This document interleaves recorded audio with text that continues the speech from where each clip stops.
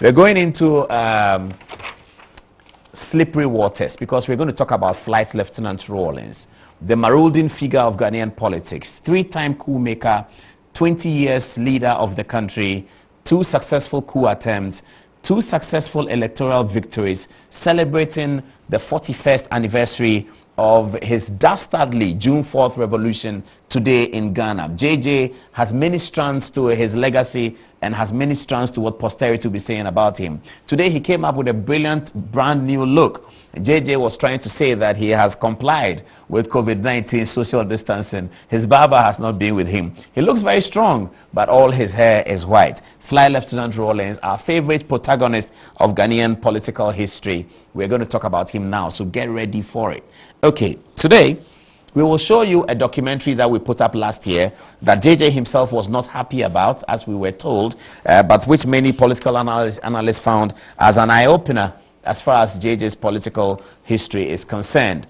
One of his former associates, Aloga Akatapore, has written today, should we take what Aloga is saying seriously or should we not? Aloga is on your screen now. He was a sergeant in the army. Back in the day, Aloga was only one of those other ranks, as they call it, that is below the commissioned officer rank, who was a university graduate. He had been in student activism at the University of Cape Coast, and he had been recruited by the left wing of the Provisional National Defense Council, including Zarayebo, Sgt Akatapore himself, Adom-Otchere, and all of those who were on the left of the PNDC. There were other people on the right of the PNDC, Dr. Kwesi Boche, Dr. Joe Abe, etc., etc., PV Obey, Nana Kune Duajiman, Rawlings, Joyce Ayi, all of these names I've mentioned were said to be on the right of the Provisional National Defense Council. The left people lost the battle because somewhere along the line, the World Bank and the IMF, the Bretton Woods institutions,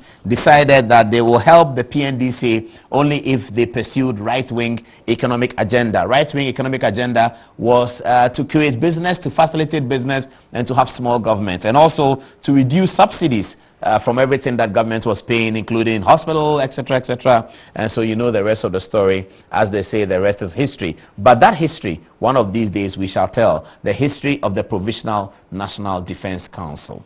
Okay, tonight we are introducing Aloga Akatapore, and we have to paint him, as the famous artist said, with everything that is with him. We are not going to paint him as a saint, nor do we paint him as a villain. Aloga, you must know, was a socialist-oriented person. He came to join the PNDC revolution. He left the PNDC revolution after he found that there had been a U-turn to the right. He was socialist. He didn't like JJ after he left. He's never liked JJ. Today he writes something about JJ. We will read it. We'll summarize it for you. But that's who Aloga is. As analysts and political scientists, we have to tell you who he is so that you know how to position him. Aloga Akatapore was a sworn-to socialist in the early 80s. He had been part of great student activism at the University of Cape Coast. He joined the PNDC revolution. He refused to become an army officer, even though he was better qualified than some of the army officers, I mean the commissioned army officers, because Aloga felt that he had to be with the downtrodden and that his university education should not qualify him to become an army officer. He saw army officerism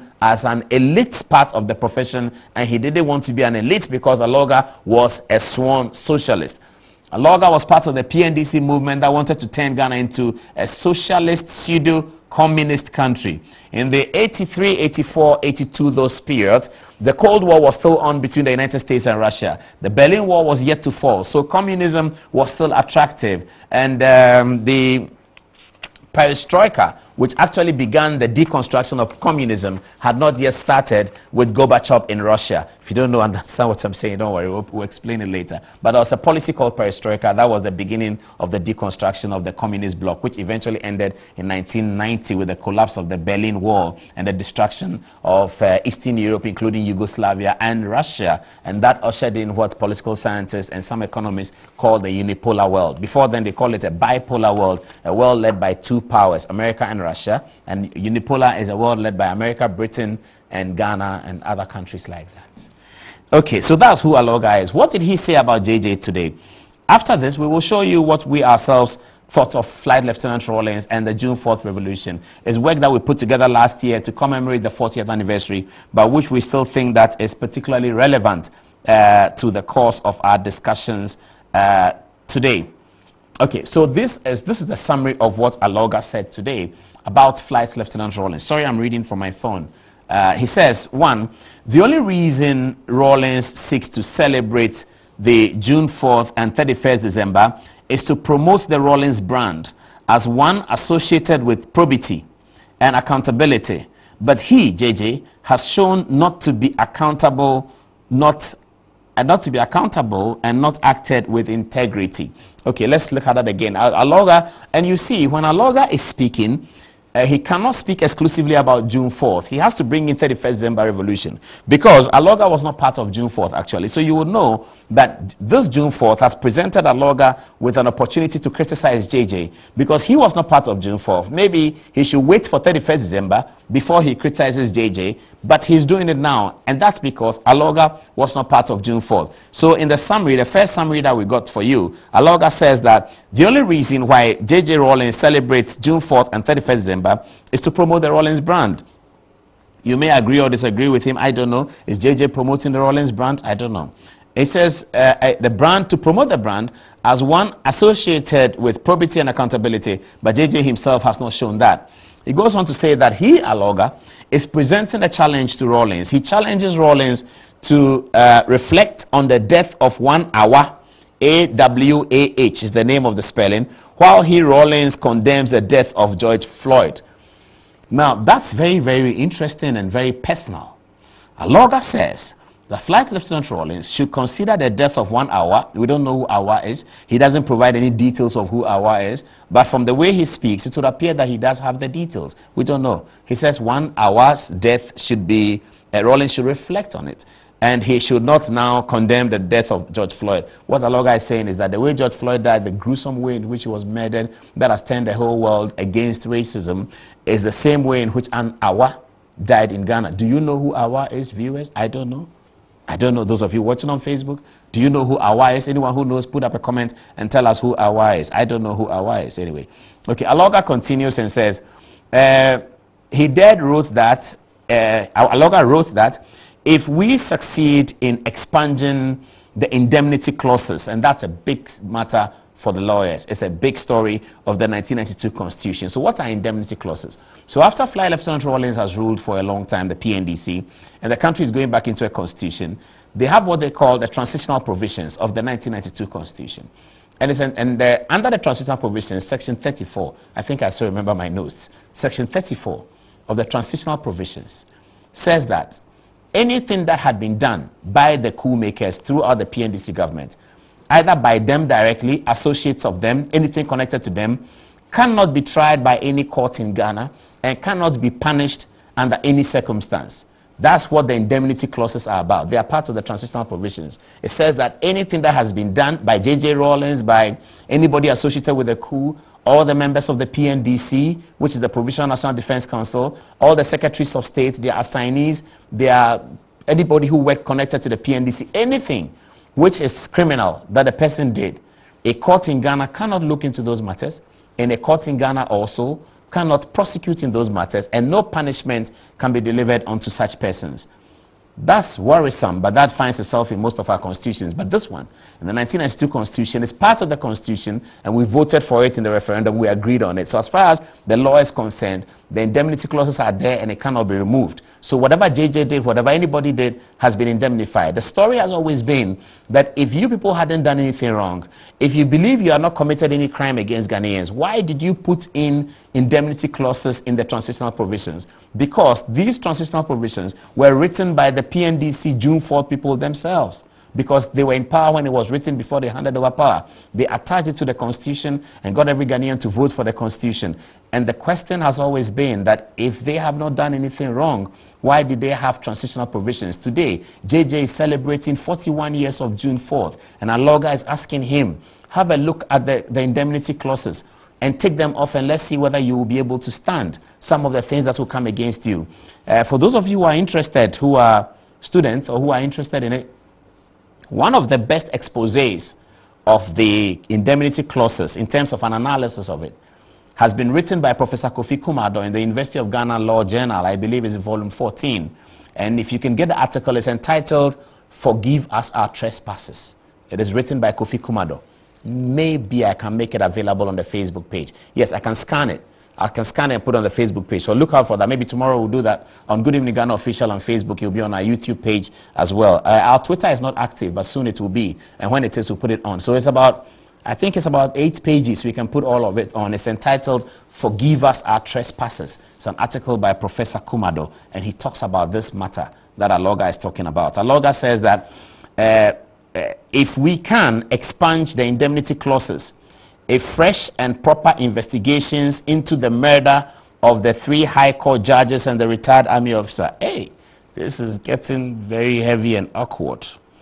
The Abacha 5 million bribery, but Abacha 5 million bribery is not part of the stories that is covered by the transitional provisions anyway, because Abacha 5 million bribery allegation happened later on and Parliament dismissed it, and there's been no evidence of it. So here, we don't agree with Aloga Akatapore. Leveling and remembering and bringing back the Abacha 5 million bribery is of no consequence. I'm sorry, Sgt Akatapore. This is of no consequence. If you lived in Ghana, I was in Parliament covering when the matter came up. It was a matter that was tabled by Hackman Uswajiman. At that time, he was the ranking member for Foreign Affairs. He tabled it in Parliament for Parliament to discuss it. There was a decision by Parliament by voting that the allegation of the Abacha 5 million bribery against Flight Lieutenant Rawlings did not satisfy the requirement for a motion before Parliament. Justice D.F. Annan was a speaker at the time and a ruling was made. I remember President Akufo-Addo then, as the minority spokesperson on Constitution and Legal Affairs, had quite a bit to say about that. Maybe later on we can say that story. He had a lot to say about that. There was a debate in Parliament, and the debate was whether or not the motion should be accepted, because Hackman had tabled the motion, as members of Parliament can do, and the debate was about whether the motion should be accepted or not. There was a debate that divided the minority and the majority, so Mr. Speaker called for a vote. Upon calling for the vote, the minority walked out and the majority voted, and the votes that was cast in terms of the numbers indicated that the Parliament of Ghana had decided that the motion by Hackman Owusu-Agyemang should fail, and the motion did fail. So, Mr. Akatapore, this is some information for you, because I covered it. I know I covered it. I did. I was there by the grace of God. Okay, so he continues to write that Abacha 5 million briberies is also of no consequence. Then he talks about the sale of Gassem. About that, I don't have a lot of information. In fact, I don't have any information at all about that. I can research for those of you viewers who are interested. I can look at it. Gassem sale. He talks about the Nassau Cannery and the GNTC land sales. That also I don't know anything about, because, but if land had been sold, it's the Lands Commission that will sell it. It's not President Rawlings, Mr. Aloga Akatapore. If lands have been sold, and lands continue to be sold in Ghana today, lands have not stopped being sold. Kwame Nkrumah sold, everyone sold. Or what I should say is that under Kwame Nkrumah's regime, it was sold. Lands are sold by the Lands Commission. If you have any information that such lands were sold by Flight Lieutenant Rawlings, which I doubt, Mr. Akatapore, you can put it there. I'm raising these concerns because I want us to put this Akatapore document in perspective. Some of the things he says are genuine, but we have to understand that Akatapore doesn't like Rawlings. You see, and in this country, we want people to see that when people don't like people and they say something about them, let's analyze it properly. Akatapore doesn't like Rawlings. He doesn't like Rawlings. He left the revolution because Rawlings decided to go to the right. He's a left wing. It's not just him. Akatapore, Yenien, Zayebo, they all left the government because they don't like Rawlings. They don't like the way Rawlings was going. Maybe even Dr. Yao Graham. For him, I cannot say for sure. But Akatapore, Zayebo, and Yen Yen, they left the PNDC because the PNDC decided to do a right-wing government. So really, when Akatapore says something about Rawlings, we have to look at it and analyze it well. And that's what we are trying to do. This is 5 million Abacha bribe. It doesn't hold water. I don't know. Parliament has already decided upon it. You know. So the issue about transitional provisions, genuine. 5 million Abacha bribe, we don't agree. The sale of some country, GNTC land, he says all that. And he says that the circumstances of the fire which burned down the previous residence should be looked at. Akatapore seems to have a lot of information. So you remember that Flight Lieutenant Rawlings' residence at Ridge here in Accra was gutted by fire during the period of the Mills administration. Akatapore says we should look into it. There were no deaths recorded in that fire. Some documents in Rawlings' private room was destroyed. Most of the house was ravaged by fire. It has been reconstructed by the Mills administration and it's ready now. I don't know what it's being used for, but it's available. It's next to his office. You know, what used to be Mrs. Rawlings' office is now Flight Lieutenant Rawlings' office in the same sort of compound. And the building is now being constructed. I don't know what happens there. But Akatapore says we should look into it in the document that he put up. It's a big document. This, what I have in my hand here, as printed by one of our researchers, is a big document. So how many pages is it? Let me have a look at it. Okay. Anyway. But Akatapore, you helped Rawlings to overthrow a legitimately elected government of the PMP. And then you come back 38 years later to tell us that Rawlings is a bad man. What shall we do with you? You were a sergeant in the army. You didn't resist the revolution. As an army person, you had sworn an oath to protect the government of the day. You took your gun and joined soldiers of the PNDC and killed the Recce CEO, Colonel Collison, may he rest in peace. You killed army officers in the course of the revolution who were resisting, who were doing their constitutional obligation. You, Akatapore, did that. And you come back and you say we should do what? Listen to you, that you have written a letter against Rawlings. We don't care about you anymore. You should first come and apologize to the Ghanaian people and tell all the soldiers in the barracks, in Burma camp, in all the 7 battalions as we now have. At the time you were leaving, it was 5 battalions. If you don't know, it's now 7. Akatapore, be reminded. 5th Battalion of Infantry, which is where you were in Accra. You joined the soldiers and you overthrew President Liman's administration. If that coup didn't occur, today Ghana will be a different place. You gave JJ support to do the dastardly act of a revolution against the elected government of the people of Ghana. A government that had won the election and had parliament and had ministers in place. You decided in your own silly wisdom that you should overthrow the government, the legitimate government of Ghana. You come back 38 years later and trying to push yourself into June 4th when you were not part of it. You are itching to say something about Rawlings. You cannot wait for 31st December. Last year, 31st December that happened. Didn't you hear it? I mean, we had our own 31st December bashing. We have apologized to Rawlings for that. No problem. Won't do that again. You heard him talk on 31st December. You didn't say anything. You are itching to talk about him. So on June 4th, you come and write something. You were not part of June 4th. Boachi Jan can talk about June 4th. Major Mensah Poku can talk about June 4th. But not you, Akatapore. What have you got to do with June 4th? And we are building a country. I mean, all of us were under 10 years at the time. We are building a country. Please, you owe Ghanaians an apology. Sgt Aloga Akatapore, you, Yen, all the actors of the 31st December revolution, you owe Ghanaians an apology. Come and deliver that apology and stop hiding in London and writing that you are against Rawlings, so we should do what? When the Abacha 5 million bribe came, were you in Ghana? What were you doing in London? And then you come here today and say that we should join you to attack Rawlings. Yeah, we will attack Rawlings where we have to attack him. And we will speak the history where we have to speak the history. As soon as I finish this, we're going to show you a documentary about June 4th. It's our research work, and you can challenge it, but it's research work. And we pass a verdict. And the verdict is not particularly exciting for J.J. Rawlings because we talk about his activities on June 4th.